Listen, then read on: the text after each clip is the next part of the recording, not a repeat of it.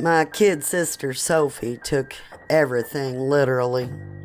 She genuinely couldn't comprehend why the chicken crossed the road or how curiosity could kill a cat.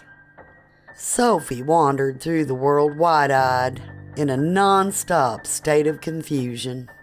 Trouble was, my whole family were farmers, and farmers sure loved their quaint old sayings. Sophie would sit on the farmhouse floor in her short pants with her books of number puzzles. "That girl gonna fly a spaceship for NASA one day," my mom would often say, and squirm with distress while my dad and his brothers spoke of stitches in time and birds in the hand and such like. "You can't bottle lightning," laughed my Uncle Toby one stormy Christmas afternoon, and poor, curious Sophie took this as a challenge. She collected some old glass bottles and disappeared out into the woods, and that was the last time I saw her alive. I kept the small scorched whiskey bottle which they found in her hand. The weird thing is, it glowed with a small spark, and my hair stood on end whenever I touched it. I often wondered how on earth Sophie got the cork back inside the bottleneck with her fingers little more than ash. I placed that bottle above the fireplace, though my folks said it was morbid not to throw it out with the garbage. They weren't very sentimental, I guess.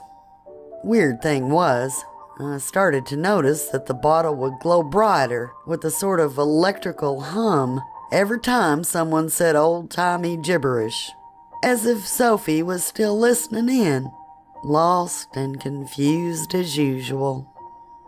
The next Christmas, Uncle Toby came over like always, and soon my dad and him were as drunk as skunks. They were firing homespun homilies back and forth like they were competing for a prize, and Sophie's bottle was fizzing and hissing like a cat on a hot tin roof, as Uncle Toby put it. He grew angry when I told him of the bottle's origin, perhaps tormented by the part he'd played in her passing. "If you ask me," Uncle Toby slurred, standing unsteadily to his feet, "that niece of mine must have been born with rocks in her head." That was when all the lights blew out. "That damn son-of-a-bitch generator ain't worth pop shit to a porcupine," spat my mom.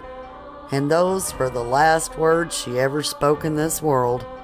Sophie's bottle was buzzing and pulsing like some diabolical atom bomb, and burning bright enough to show the beer stains on Uncle Toby's overalls.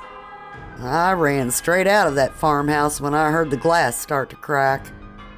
The police wrote the whole thing off as some sort of bizarre farming accident. I guess they didn't know what on earth to make of it. I heard talk of ball lightning, or even a unique triple case of spontaneous human combustion.